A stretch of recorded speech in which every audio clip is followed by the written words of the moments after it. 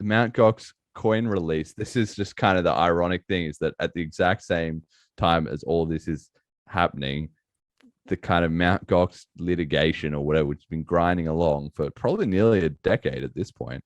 The collapse was in 2014, but some of the coins were at least stolen earlier than that anyway. So all these coins that have been in this recovered somewhere or another are perhaps preparing to get close to going back to, at least in some aspect of some. It's like a weird what's it called? Not a parody, but a weird counterpart to this coin flex drama that we're having right now. As you can see how this same thing happens over and over and over again when people don't learn. Not your keys, not your coins.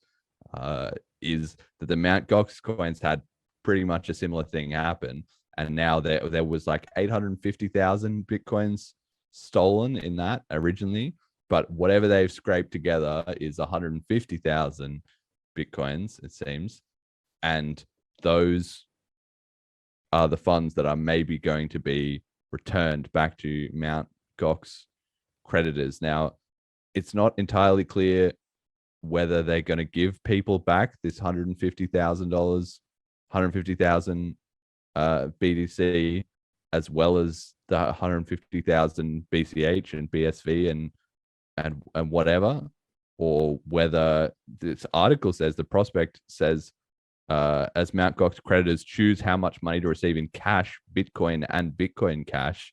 So maybe they can't even get their Bitcoin SV or their eCash.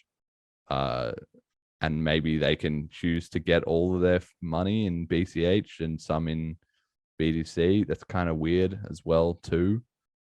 And it sort of comes down to, I would say on average, the unlocking of all of these coins has got to be bearish, especially for Bitcoin BTC, because their market cap is a lot higher, so these 150k BTC can do a lot more damage.